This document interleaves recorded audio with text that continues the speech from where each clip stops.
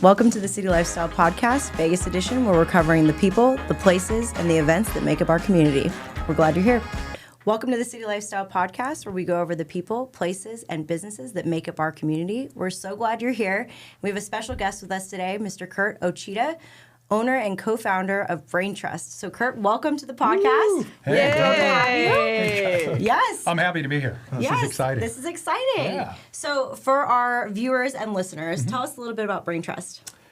Well, Braintrust, of course, my parents teasingly called it Brainless Trust before we found it. And it just kind of shows you, right? So I guess the story of Braintrust really begins about 19 years ago. Okay. I had come to a crossroads in my career, as did my business partner, Michael Coldwell. And both he and I had been working for the man, per se, but we both had, jobs, very responsible jobs in the corporate marketing world of the gaming industry. Ooh. So 7 years there, I always talk about, it gave me 49 years of experience anywhere else. But he and I decided to have a fateful cup of coffee. At this place called Panavino, you know it? I it's love like it. I was just there last night.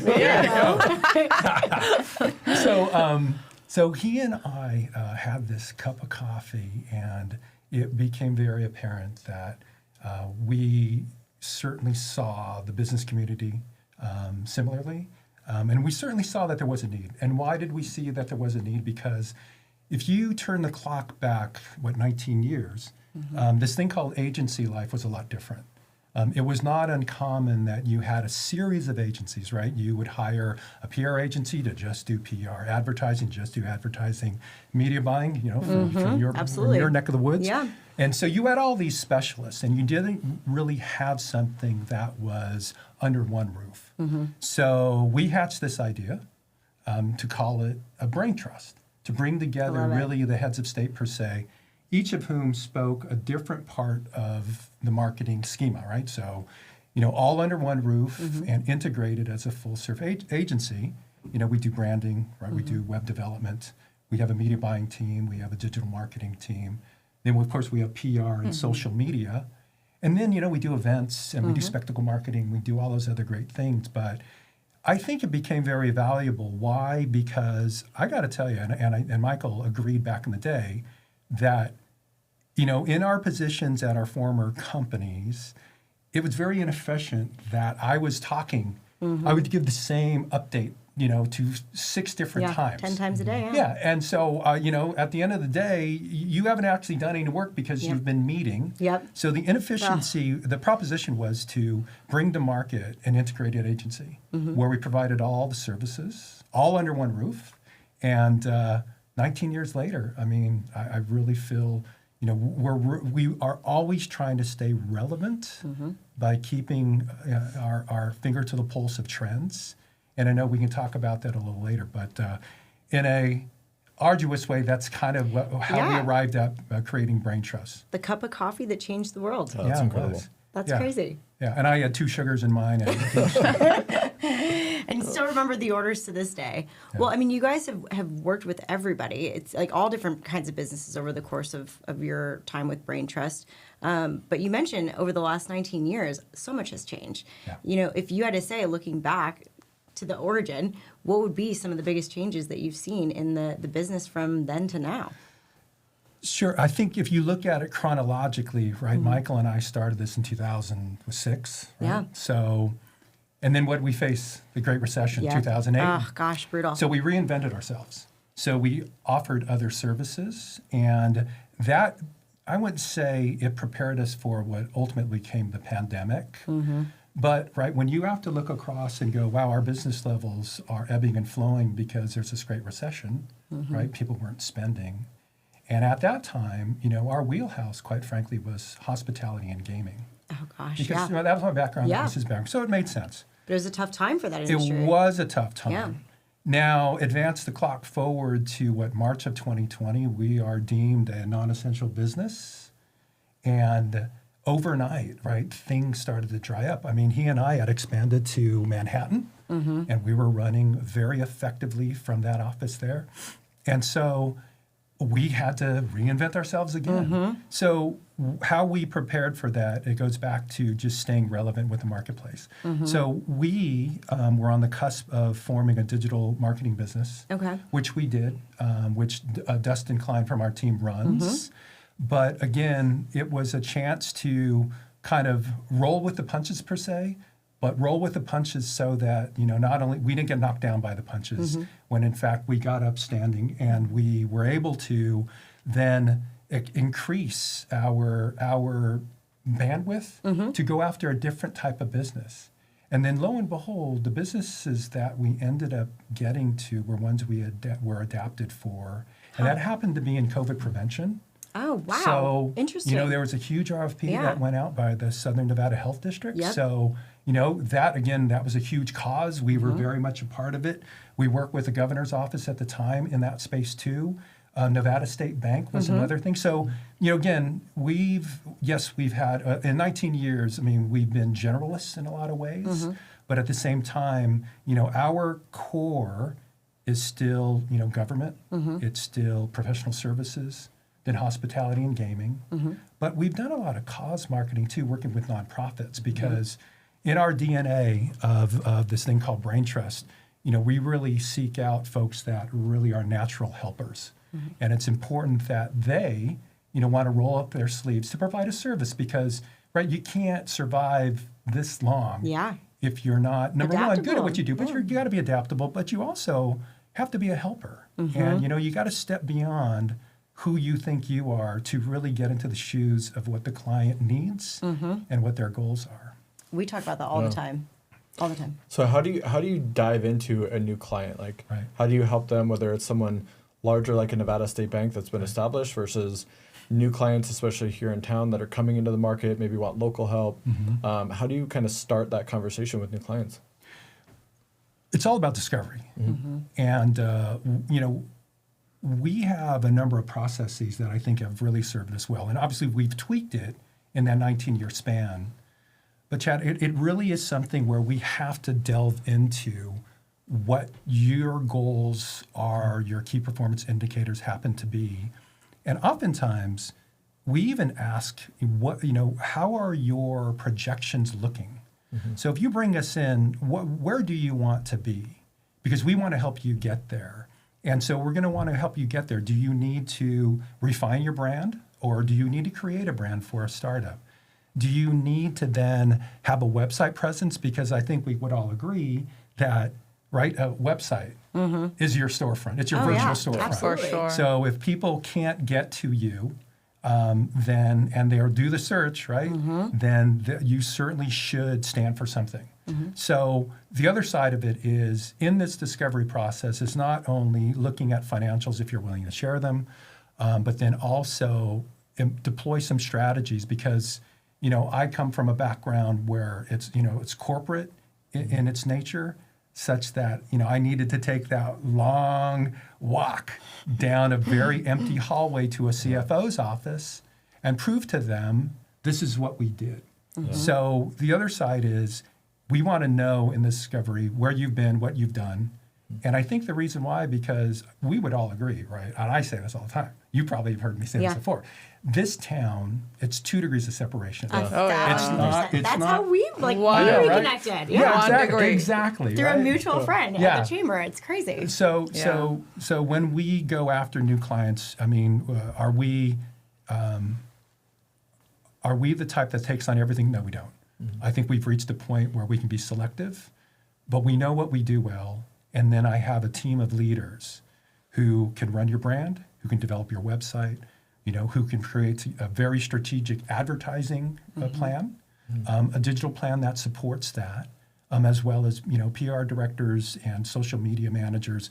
And then I guess the other side too is, we've been doing this long enough to see, influencer marketing on its upswing. And then, it kind of reaches a point where we have our own vetting process. Because, if there's anything we learned from this election and the strategies that went into this, and not to get political, but you were capturing influence by what shows you appeared on. So we have our own vetting process, and it does come down to the quid pro quo, right? If you say this, and trust me, we get lobbied by a number of folks to say, hey, be on our show, hey, do this. And I'm happy to do it because I know that you guys, you stand for something, and obviously we've been doing business with you all. But at the same time, there are some folks who, it really can be a bait and switch. And that's where we need to steer our clients clear of those folks who are just asking for a freebie. Because our thing is we need to vet them before we then turn it over to a client. And we have a huge vetting process that does that. So I love that. First of all, that makes me feel so happy that you felt comfortable coming on our show. And I really appreciate that because it is something, we have a brand that we have to protect with the magazines. We're very careful about that process as well. But it's interesting because when you talk about going all the way back to the recession and all these things, it's like it just speaks to the resilience of the people in the city and the city in general. And and the relationships that we build during those tough moments are the relationships that carry us in business moving forward, you know? Yeah. So I think it's so important for us to spend the time to build those relationships and work on that here in the community as well. So and I think if I can just build off of that, I think there's an aspect of this that, we've grown to know one another, right? Whether it's business, whether it's, even from your yesteryear working down the street, and then having that time. The station, right? Is that, simple as it may sound, I'm still pretty old school in this concept called knowing, liking, and trusting. Oh, 1,000%. But So, do I preach that all the time? I think in the back of my mind, I always do want to know that because I want to feel comfortable in the folks that I'm doing business with. Yeah. Yep, absolutely. And then, the trust goes both ways, right? We need to trust you that you're going to give us the information that we need. Yep. Because I think there's a lot of this where we've been doing this in all that time, and we have a pretty good barometer on success to the extent that you need to give us time, right? Ideas need time to breathe. Execution plans need planning to the extent of, it can't happen just this weekend. Yep. So it's fascinating that we trust that we're going to get that during our discovery from somebody to kind of tee us up for success. Otherwise, we've been doing this long enough to know that, wow, we need more time. And if we're not granted that, because I find that in the creative space, as much as we want to be creative, there's nothing like shoving something into the process that doesn't fit. And it starts to clog up the cogs of this machine. If we don't have the time to do it. But then also doing that kind of undermines creativity. Oh, yeah. So it's a big part of it. So to touch on that, today is all about immediacy and fast rewards and ROIs and blah, blah, blah, right? So how do you overcome that with new clients or clients in general? With this internet fast pace, everything is disposable. You're not working like I give you a month. And we know that marketing is not that. So how do you overcome that? By trackable results. And, I was just in a meeting yesterday where we talked about a strategy where, we want to be on this billboard, we want to do this. And no knock on billboards and out of home. But, that should be a branded message. The call to action for that shouldn't be as strong as the call to action when I run a digital campaign.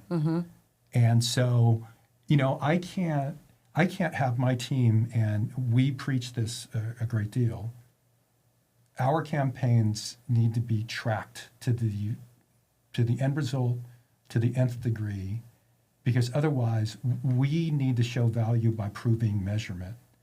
Because we never want to be a vendor expense. I mean, we really want to be an investment. And in that investment, there needs to be a return. Well, it's just like with a stock portfolio, right? You check the Dow today, the Dow is down 140 points. I mean, if you checked it every day, then, you kind of get jaded to the outcomes. So this whole thing about being realistic about what those goals are, and again, that comes across in the discovery. But then also being realistic to what the outcomes are, because if we can't reach those goals, then we're probably not the right agency for that particular client. So not what I heard, right, as a mental health professional. What I heard is that trackable results are important, and educating the client about Yeah. time and Sure. consistency and Yeah. how do you educate clients? What's the best way to educate people that marketing is actually an investment Right. and not an expense? Well, oftentimes people confuse sales and marketing as the same.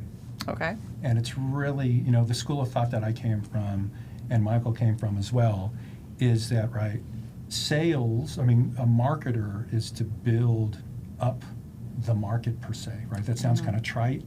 And then the sales has to execute on that marketing. Right. So we will create sales documents, but the last thing, we're never seen as a sales group. Right. Right. We need to arm the troops per se to execute on a marketing strategy. So oftentimes that's very much discussion number one, is Yeah. to get a comfort with somebody or make somebody comfortable that they know the difference without being so patronizing in that sense. Because I find in all these years that we look at the titles, right? And there's usually a head of sales and marketing, or there's a head of sales or a chief marketing officer, Yeah. right? I don't often find, and correct me if I'm wrong, I don't often find a chief sales officer. I don't. Yeah. I've Right. never seen one. Yeah. Have you guys? Right. Chief revenue officers. Chief but- revenue Yeah. officer, but Yeah. but that would But be it's different on- than yeah. sales. Yeah. Yeah. So I think it does begin with that. And then we do look at the titles, and that sounds a little obtuse from the standpoint that, you could be doing a million different things, but you wear the hat underneath this one particular title. Right. I find that it's important from the outset to start to create a vocabulary that we can both agree is going to spell the same letters together with It's so one another, important. right? Yeah, Yeah. it is. Because if we can't define ourselves, Right. and you as the client X can't define what your goals are, then again, we can be selective at this point. But I enjoy that portion of it, but I know that sometimes it has diminishing returns.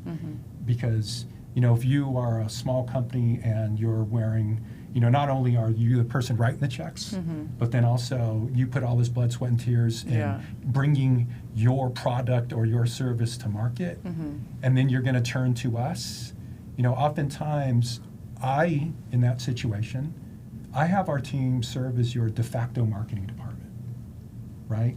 Or the other part of it is when we do have, we are working with a company that has a chief marketing officer, then we come in and we serve as an extension of them, Right. where they don't have to have full-time employees, but we immediately have our account team work with them. Then if they need branding, website development, right, and then we do digital marketing.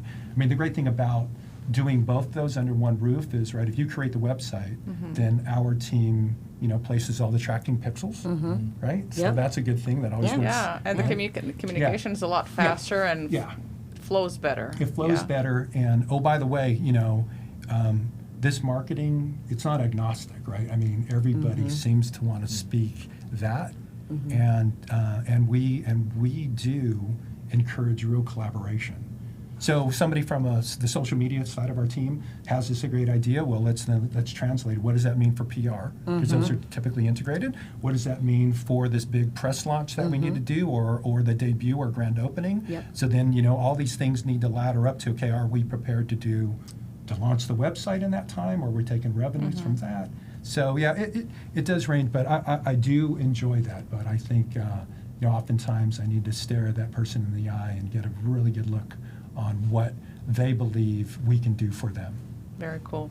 go ahead. One more question following up on that. Yeah. So it's easy to track. I've always been curious about this, and our followers and viewers might be too. It's easy to track online, Right. the online viewing, the online efficiency, if you may, of advertising, of marketing. How do you track billboards? How do you track radio? How do you track print? How do you track these mediums? Well, back in the day, we did. There was a who's calling. So there were calls to action, right? If I just see it, at 85 miles an hour. You know, I hope there's Right. nobody from law enforcement. But, I feel like that's, right. I mean, slow in this time, that's so- kind of slow. I'm okay. I think on the 215, as I'm seeing something, you know, that I can, you know, I stare at really quickly. And number one, it needs to grab my attention. But ultimately, the call to action has to be firm enough so that they need to, you know, pick up the phone, right? And then at the same time, you know, it's very analog, but how did you hear about it? I mean, you do kind of wonder about that. That's why when we adapted, you know, in 2020 to really bring in a data management platform, I mean, we're easily the only agency in this realm, in this region, that has its own data management platform, demand-side platform, ad server, that we own, that we then can build first-party audiences. So, you know, back to your question about how do you track the more traditional realms, Right. it does, you know, when we did this Who's Calling, it was for one of our clients, and we could track. But at the same time, you, as a consumer of that medium, you know, need to see the number, and I think there's a big debate. Right. Do you want it to say, you know, the number, the 1-800 line, should it say a word? Because then you got to actually have somebody think about, okay, the letters and the three. What does this mean? Yeah, what does this mean, yeah. right? And so we are so bullish on what digital can do that now you do have, you know, we can track eyeballs, right, based upon digital boards that we have, and then we can swap that out. And I think the thing about, you know, the more traditional forums is, right, that ad will only be there for the term that you bought it. And, you know, this town in particular, I think we would all agree, I mean, I think per capita, we might have the most billboards ever. Oh my Easily. stars. And the Easily. most injury lawyers ever. Yeah, easily. Yeah. We talk about this a lot because, I mean, some of those more traditional forms are tougher because you could, you know, be watching something in the morning, and then you get in your car, and then you see the billboard, and then you get to the office, and then you get the ad. So it's a tough way to be able to really get granular in tracking some of those things. But I'm curious. I mean, we've talked about all these different types of platforms that people can use for their marketing. You know, in your opinion, what do you think are some of the key components that make for a great marketing campaign? I think you kind of hinted at it. It's the comprehensive nature of one. Right? If we are operating on all cylinders and Braintrust is providing its full complement of services, so not only have we created your brand and the messaging that supports that, you know, through, you know, our fabulous branding team, right, where we're going to write the copy. The copy needs to be researched, right? So our research goes into what's going to resonate with a particular audience. Then, you know, it's going to, you know, we're going to take you to a landing page that has been pixelated so that we can track where you're going, what you're doing on that. To then somebody, you know, driving down the road who sees a digital board, right, that has the brand, has that pithy messaging that makes sense. And then we're going to have an event that points towards a particular date. So then PR kicks into gear and it resonates with the more authentic story about why, right? It all comes down to the why. Why should we buy you? Why should we use you? Right? What is it so special about that? And then it, you know, it finds a second life, whether it's, you know, CTV. So then we have our folks, you know, CCTV from the fact that we have what's going on from a digital standpoint where, the algorithm on YouTube then presses out the fact that, oh, you know, you're interested in this because you went to the website. So it's all aspects of that do really ladder up to a comprehensive campaign, because I came from a school of thought that it doesn't really resonate with anybody until you've seen it at least 7 times. We say that all the time. So I do think historically, and whether this is true or not, I don't know. I guess I'll have to Google it after that. But then if I Google it, then I'm going to get served all these ads. Exactly. Why is our memories only so long as 7 digits? Yeah. But somebody said a long time ago that's the reason why. That's the magic number. But that's why phone numbers are 7 digits. Oh. Again, I've heard that too. Yeah, I dare I Google it, but I know. we'll see. So I've had this question for a while, but like, I think we came back to it. How do you manage expectations for clients? So you're talking about all these components, all these elements, all these tactics you're deploying.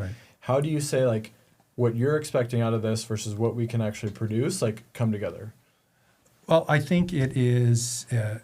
It's been being very clear from the outset on those key performance indicators. Yeah. You have a goal, right? Your business needs a lift. Your service needs to, debut something. So that's where it begins and ends. If you don't have a clear picture on, the pressures the company might be getting from a CFO or a lender or a funder or, a sponsor, then we really have to get out front of, okay, by the end of this time, because, it is time and it is money, that you need to be here. Yeah. Then allow us, tee us up for success, that through all the services we can provide, or just a portion of those, we can meet that goal. And that is again, we try to have very adult and mature conversations when we get to that stage, because you need to know what you need before you need us. So we used to have a saying, without a need, you can't proceed. Oh, there you And go. it really is like getting to that core root of what the challenge is. And sometimes it's interesting because when you sit down with a client, sometimes they haven't defined that themselves. And they have to do some soul searching, so to speak, within their own business to figure out what is truly going to be that win for us, that ultimate goal. And it's not always just a bottom line revenue number. It could be totally different things. So, so I love it. So we, I think we've all done our own personal SWOT analysis, right? Yes, absolutely. Right, and we all certainly know what the acronym stands for. But brainstorms and SWOT analyses are fundamental to what we do as an agency. And I always challenge the leaders, at the agency, from a perspective that is provided by branding, by web, by media, by PR, by social, by events, right? So there is really a chance to kind of.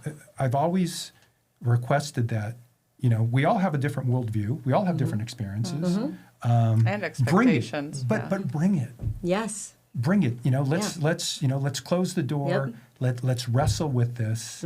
But collaboration is key. Collaboration is job one. Are there good ideas? Yeah. Are there bad ideas? Sure. We want them both. I love that. Yeah. I think that's where the best ideas come from, is when it's a safe space of everybody just being able to be their authentic selves and throwing things out and seeing what makes sense. And sometimes the ideas that stem from those sessions will surprise everybody. But they're great. So looking at some of the clients that you guys are working with, what do you see as the biggest challenge? Where do you see I guess let me rephrase the question. Where do you feel like sometimes there might be a miss from their side of it? Because this is complex marketing stuff that you're talking about. Right. So when you're talking to a potential client or a current client, where do you feel like there's that miss on their side, that disconnect for them, if any? I think living in your own echo chamber. Yes.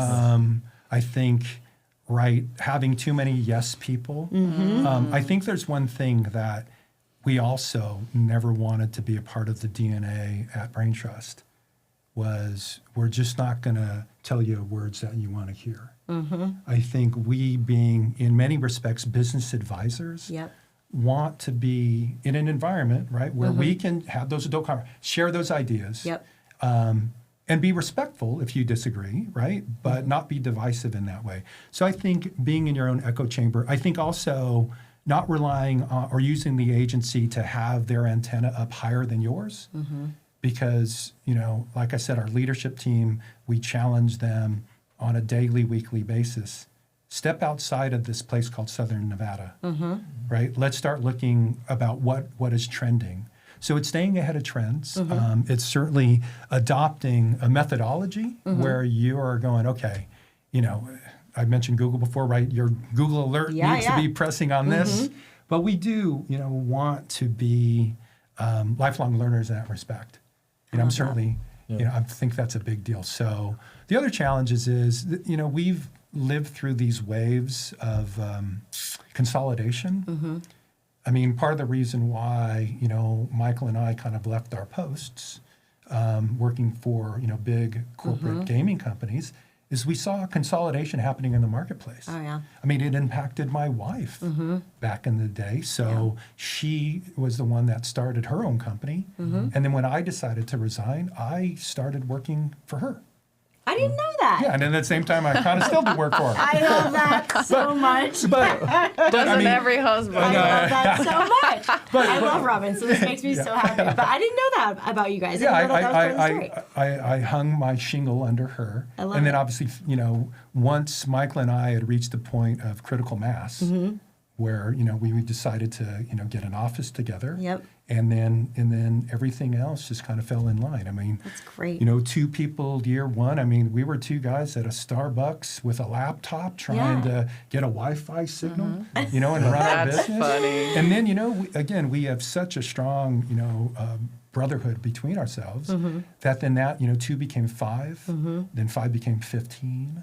And then we grew to be at our height with all of our multiple offices, including Manhattan. I mean, we were over 40 people. Wow. But that's also a testament to you guys as leaders of the company too, because as you build this culture of all ideas are welcome, we're not going to sit in our echo chamber. Right. Like people want to be part of that alongside you. It's a safe, fun place for people to be. So I got to give you credit, both of you guys credit for that too, because this has also been successful because of the culture you guys have created for your employees too. So yeah, culture is a big deal. Culture is really a big deal. I love going into work, but I mean, let's be frank, right? Going into work is not what it used to be. yeah, it's right? changed a lot. Since April of 20, right? Yeah. April of 2020. 2020, Yeah. yeah, Right? everything's different. Everybody was working from home. And going back to the fundamental know, like, and trust, we needed to trust, not only our leaders to be accountable for the jobs at hand, but your every employees, contract has this thing called a scope. Every contract has, certain outputs related to how we need to prove our worth, since it is an investment, not a vendor expense. And so now, right, that is an interesting new approach, is empowering people to work from home. I mean, the creative space needs an office. Oh yeah. And I love that we can all get together at that office for this many days a week. But we want to get them, to be empowered, because what I've also noticed that, I embody a certain generation, as do all of us here. And work ethic is a lot different. And I have to be respectful and reflective on, okay, what I consider to be this is a lot different. So, right, we were brainwashed that it had to happen between 9 and 5, 9 and 6. Yeah. Or back in the casino days, like 9 and 7, right? Yeah. But our trust was, I see that you got this job done at midnight, because That's your time. Yeah. respectfully, I want to be able to be collaborative with all of our folks to the extent that, if you're having your best ideas during this time, don't feel you need to pigeonhole those ideas at this particular time of day. It's a great thing to do that, but openness, collaboration, helper gene, really having an environment as a part of our culture where we do enjoy one another, and we do enjoy that. I don't need to be the only one having ideas. I want you to have that idea. And let's talk about what it is, and let's put it in front of a client. So, the part about being creative too is there needs to be a commercial application. You can't just be creative because you think you're going to win, an art contest, right? And then the intersection of artistry and then commercialization, and then by the way, at the 4-way stop, you also have to have not only a client's willingness to do that, and then at the other coming right at you is going to be, how do we, what is the result of that? So, no, it's good stuff. I have a question. How did AI, or how is AI changing the industry? Right. I think it's changing it in a lot of positive ways. And the reason why I use it in particular is it's my muse. If I want to have a one-person brainstorm, I will do that, and I will come educated. Now, am I trusting that every aspect of it, right? Because, you can go, right, it all comes down to your prompt. Yeah. So, you keep asking the same question right? 10 Yeah. times you'll get 10 different versions Right. of that answer. So it's been very helpful, and I think it has enhanced what we do, but we do not count on it in terms of graphics.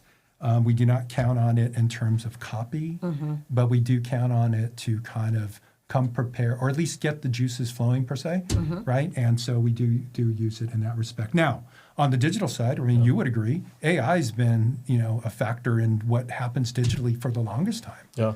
And you do have, I mean, in a lot of respects, an algorithm is a derivative of actually AI. And like machine learning with Yeah. cost per clicks and those kind of things, Yeah. just crazy. Yeah. Yeah. I think, I would agree the AI factor for us, to me, my personal opinion is that AI is never going to be able to replace the human emotion Right. that goes into it. Yeah. But I've never even thought of using it as a one-man brainstorm idea. And I I'm do it all definitely the time. But I Do was you? yeah. See, I have never even thought about doing that. But I was talking to someone That's a good someone idea. yesterday. They were like talking to ChatGPT, Interesting. and after so many like back and forths, it started to generate voices. Oh my like gosh. a female voice and a male voice. Interesting. And come up with these scenarios. What if this? What if that? Huh. And I'm like, wow. Yeah. I had no idea we could go down that rabbit hole and Yeah. create like human experiences, Yeah. quote unquote. Yeah. Me neither. Yeah. Yeah. I was using it on the plane the other night. I was just like bouncing all these ideas off for content and stuff. So You guys, I feel like I've been in the dark over here. I never. welcome to the club.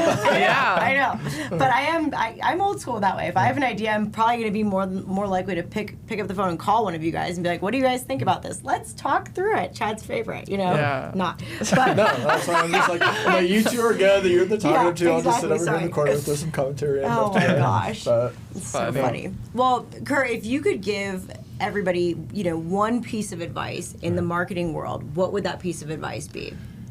In the marketing world, well, it's the trackable side of it, right? If you really want, measurement is everything.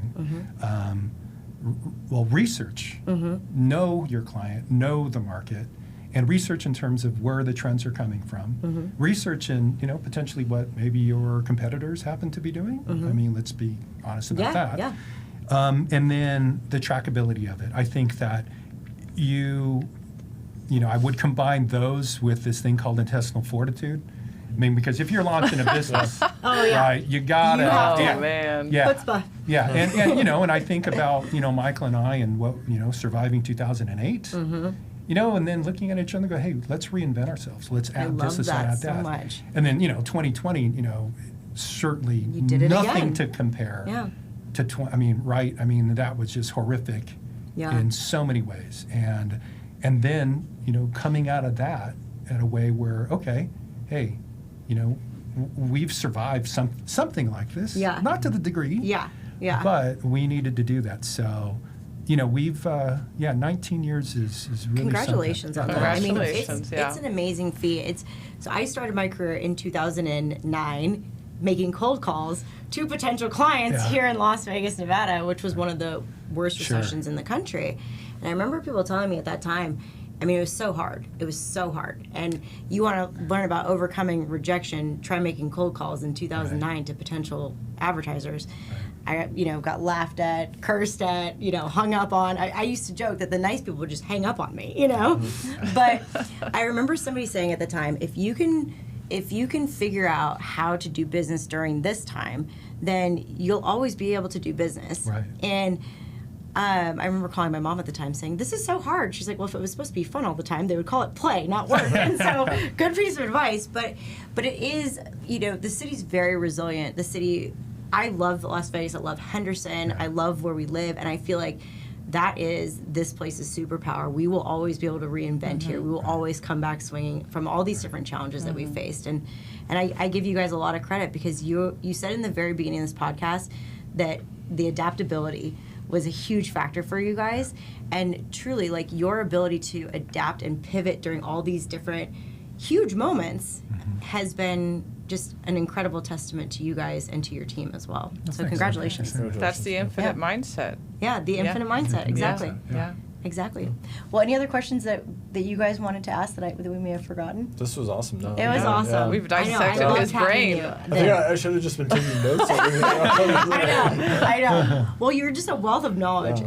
and just I'm so glad that you were able to join us. We appreciate it, and we appreciate you guys listening and watching today. We look forward to chatting with you all more next time. Thank you. Bye.